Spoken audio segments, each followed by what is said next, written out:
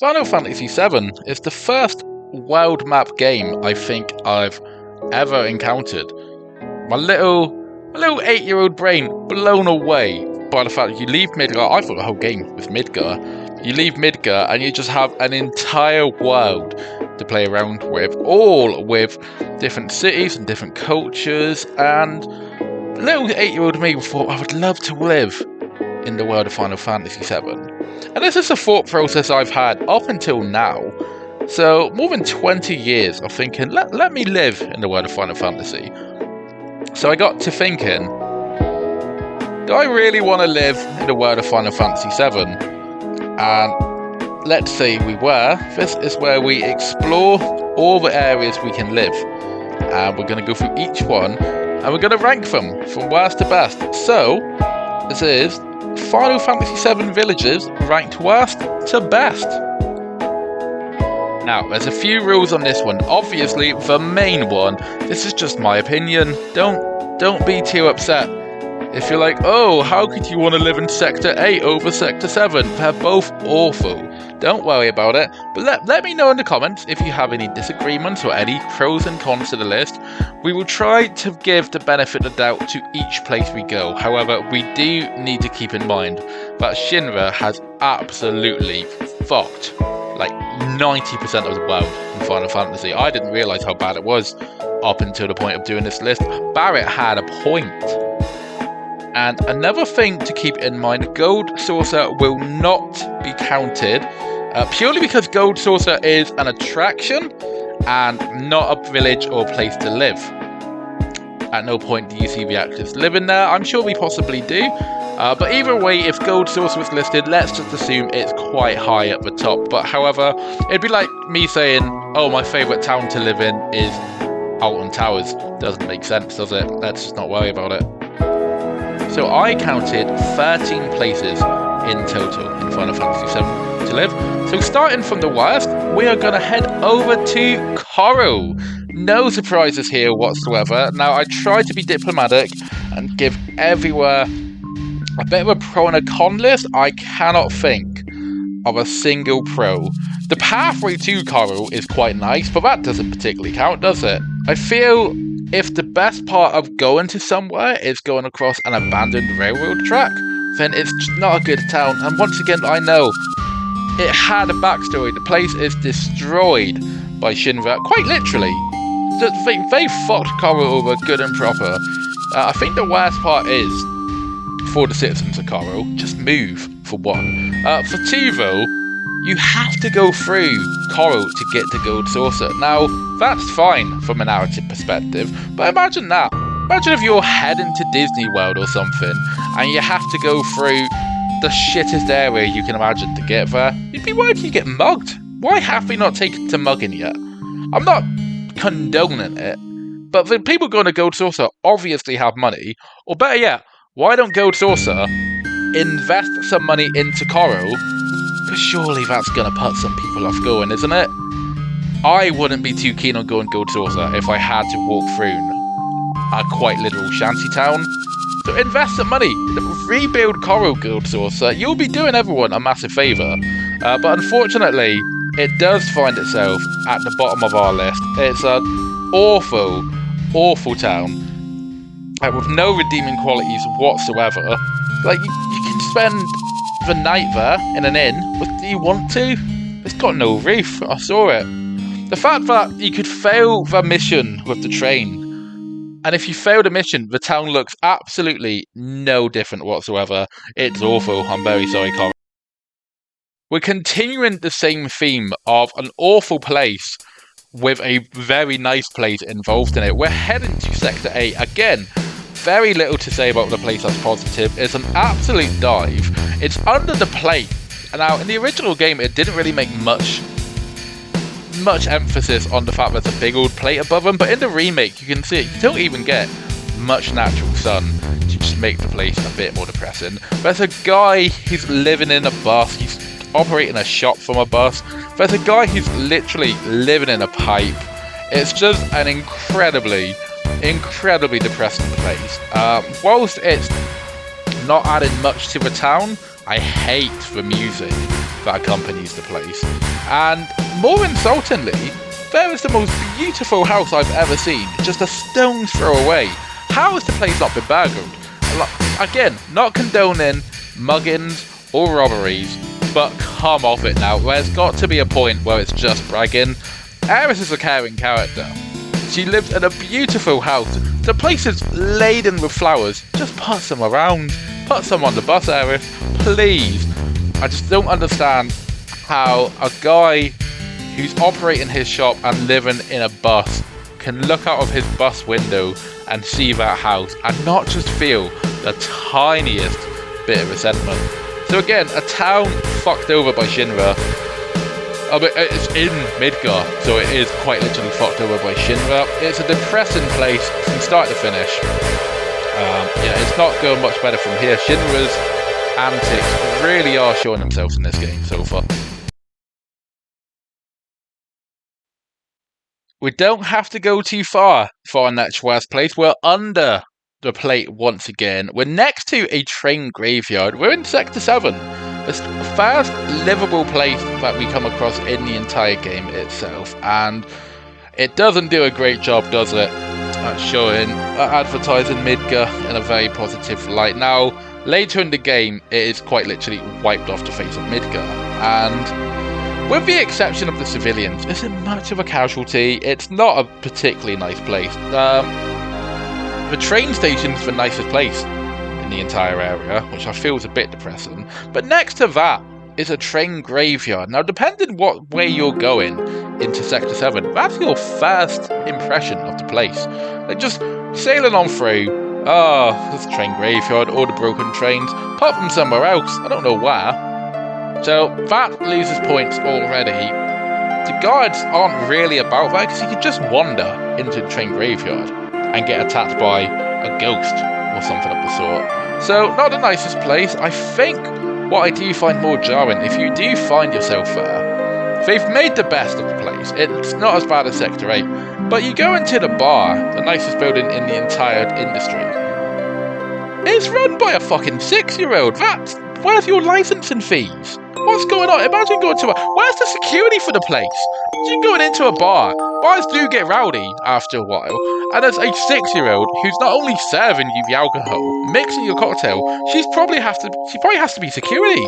It's an actual dystopian hell. And I don't think enough people are really emphasising the fact that there's a bar owned and run by a 6-year-old. It's just odd. It's not a fact. That's the fact that her dad's a terrorist as well, narratively. We're just going to move on, because the place it bums me out just a little bit. I was in two minds about putting the War Market on this list, because much like Gold Saucer, is that a town? Is that a place you live? I've not really seen anyone live there. It's more of the equivalent of popping into the city centre itself.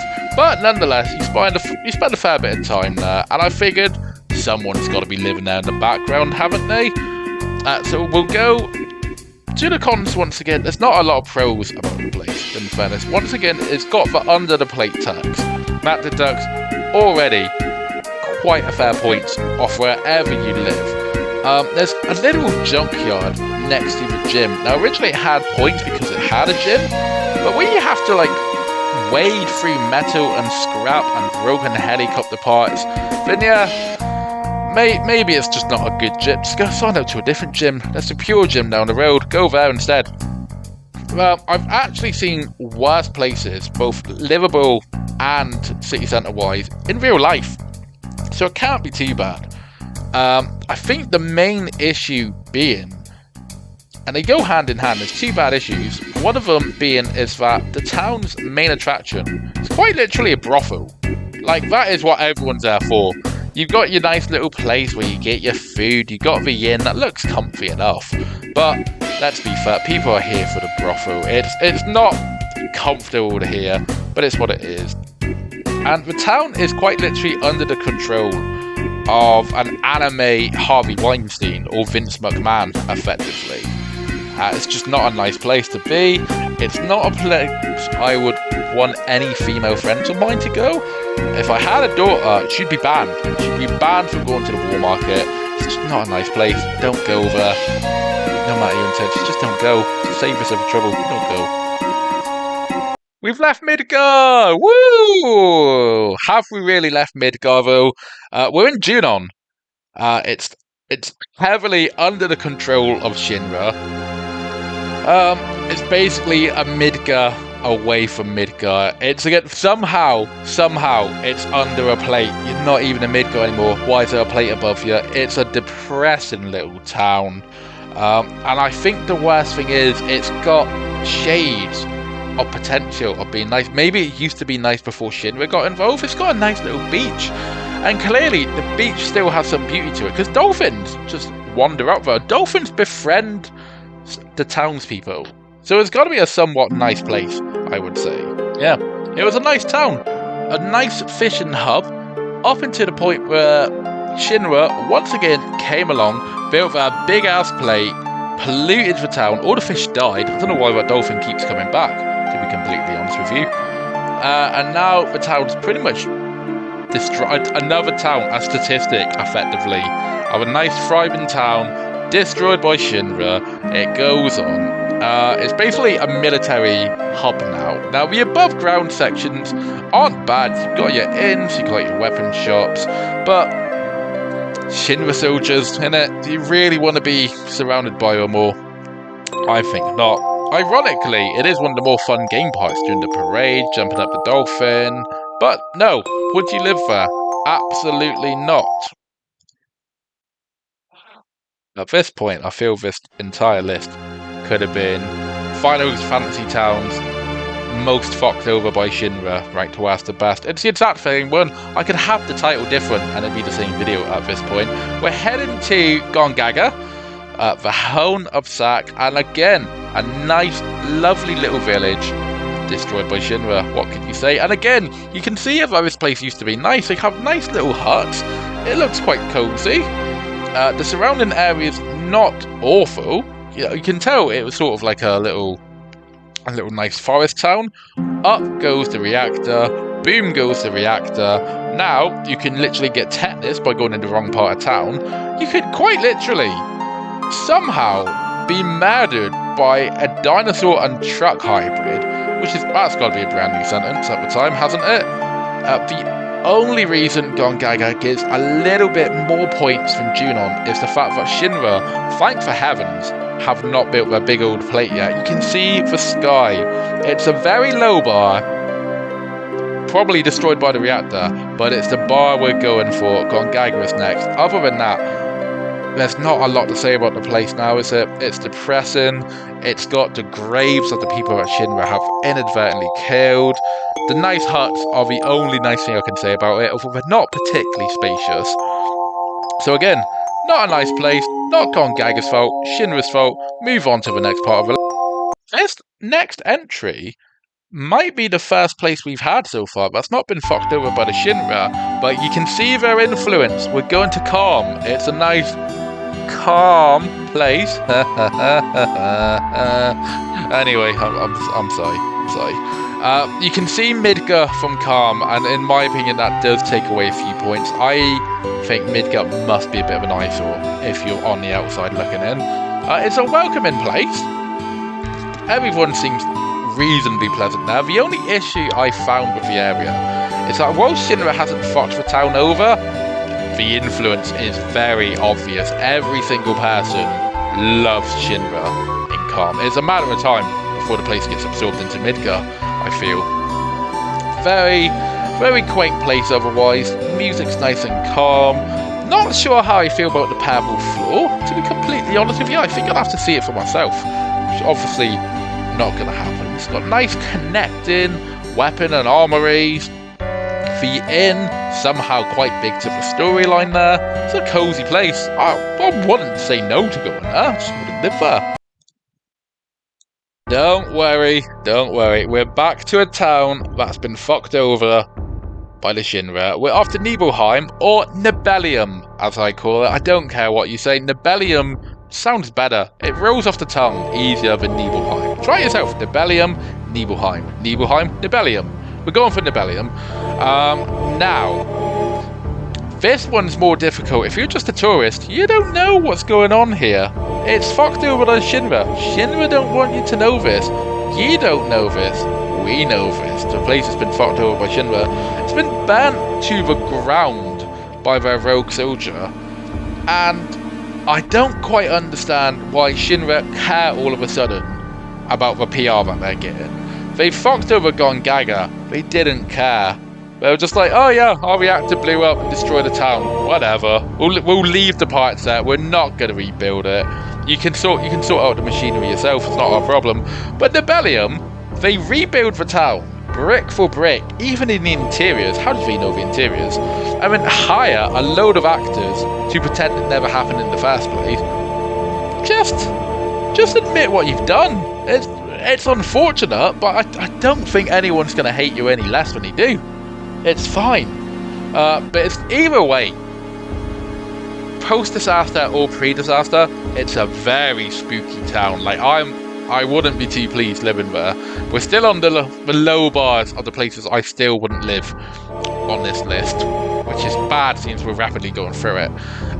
For one, it's got an old, spooky, derelict mansion that you can just wander into. There's no lock, there's no security in place, and like, there's quite a few evil things in that mansion. I don't know why Vincent's choosing to sleep there. And if that wasn't spooky enough, there's spooky mountains just behind it. You can get quite literally murdered just popping out for some milk, effectively, in this town. It gives me a few Silent Hill vibes. I don't think I'd live there. I don't think I'd be happy there. It would be spooky. Even before the disaster, the place was spooky and derelict. I think they actually make a point of that in the game itself. So no, won't catch me living there. It's nicer in some places, and Shinra's influence is at least covered up. So we'll give it some points for that.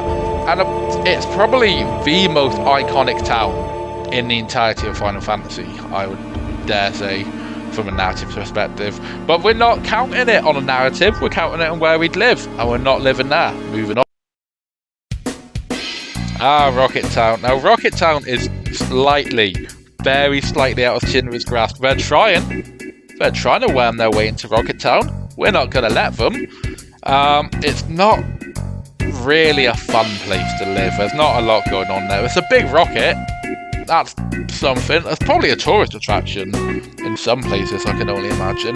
There's a nice quaint town. You got your inns, you got your weapon shops, you got everything you need from a Final Fantasy perspective.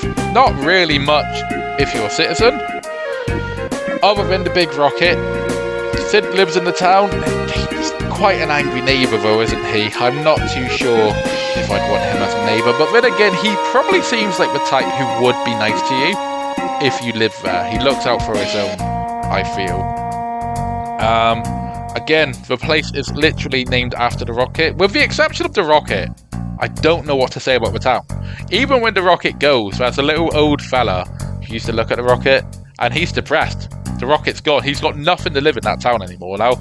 It's a bit pointless without it. But still, it's away from the Shinra, so that's something, isn't it? Icicle Town is only slightly just above Rocket Town. There's nothing to do there, let's be honest here. You can go snowboarding, providing you steal a child's snowboard, or just take the snowboard. But if you got no snowboard, you're fucked really. And if you do get to the bottom, you're in a frozen wasteland anyway.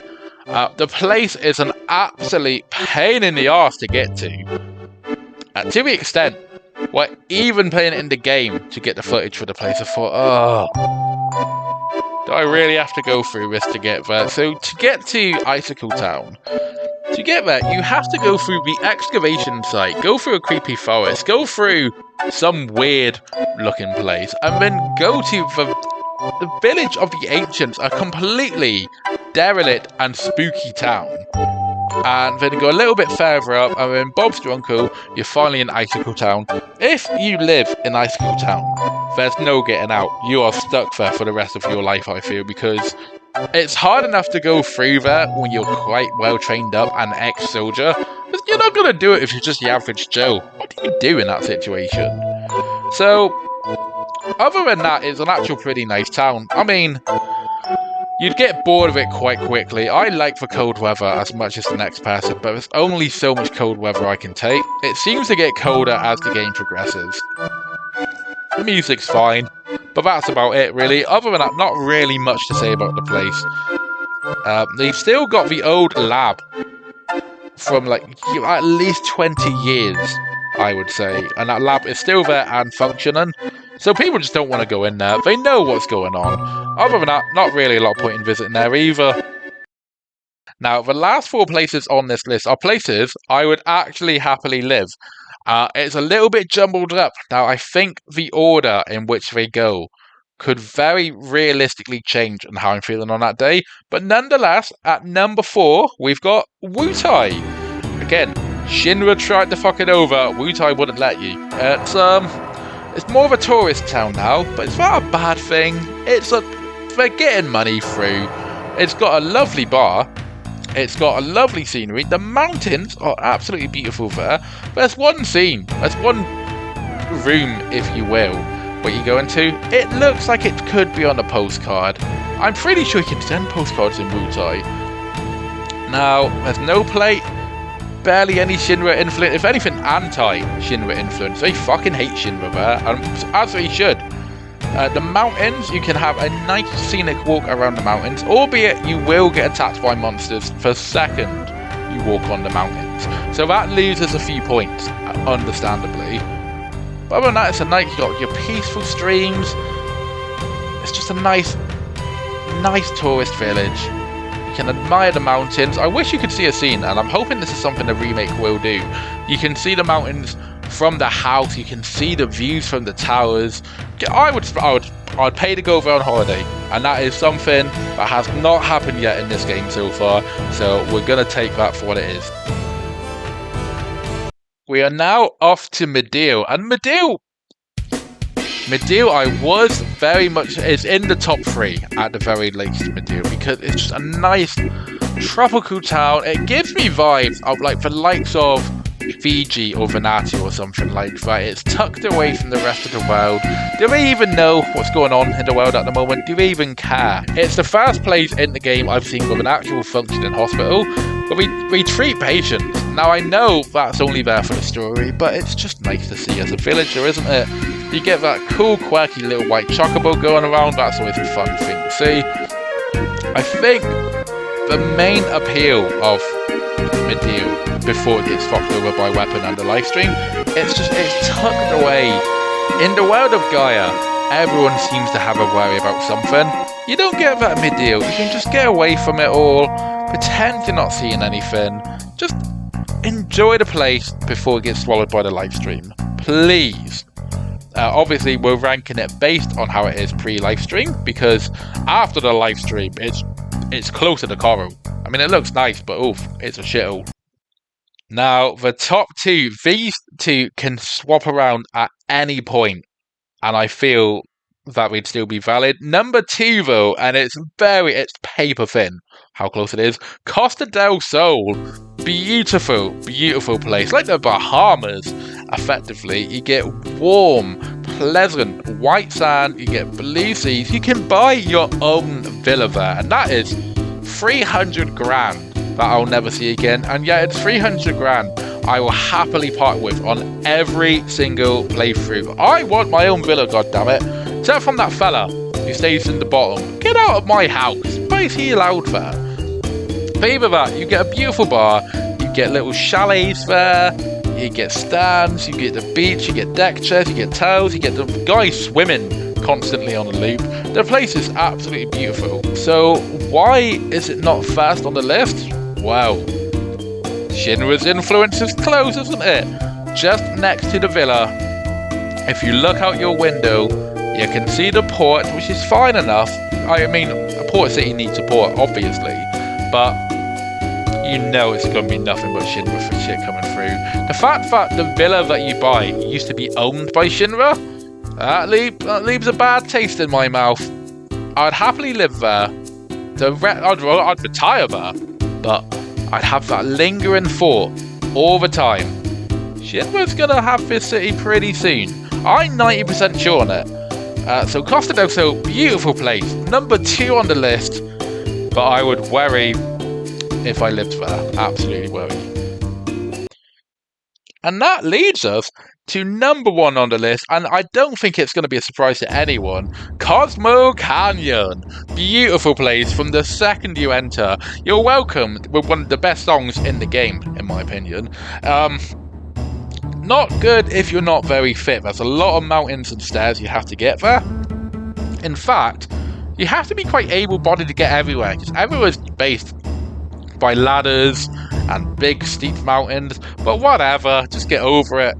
It's the sort of place you can sleep in a hammock in a mountain and be incredibly happy. The place is just my aesthetic all over. I actually think I'd be quite happy just living inside a little mountain on a little fluffy bed. And that's exactly what Cosmo Canyon is. It's cozy vibes wherever you go. You get your inns, your hotels, the entire place is run on renewable energy, albeit not very electric, but who cares? Do you need electric when you have a view like that? You can go up to the observatory, see the rest of the land, albeit from there you can probably see Gongaga and Nibelheim, so it's not the best view, but I mean, just look at the rest of Cosmo Canyon, that's all you need. And I just think it's incredibly neat that you get an entire city built into the mountains. If I were to give it one drawback, it's the fact that a metal door is the only thing separating you and a bunch of spooky ghost warriors. But I mean, the metal door will be fine, won't it? It's a town that is nowhere near on Shinra's radar, which is even better. If you beat Ultimo Weapon, you get a nice forest just behind, and that is a beautiful forest as well. So ultimately, if you're going to spend your time in Gaia, pre or post Shinra influence, I would absolutely recommend going to Cosmo Canyon. Everywhere else, not really. So yeah, live yourself in Cosmo Canyon. This has concluded our list. Now, of course, whilst doing it, I did realise I neglected to put in the Village of the Ancients. I don't think that's a livable place though, to be honest. It's derelict, so if you like your solitude, yeah, you live there, but I don't think it's gone on the list. But thank you for checking this video out. If you liked it, consider giving a like or subscribe. I'm trying to get the channel back rolling now. It's just been videos of my cat for the longest time. Maybe next we will do a Final Fantasy IX Places West to best ranked videos. Who knows? We'll see where we get with this one. But until then, have yourself a very pleasant day. Farewell.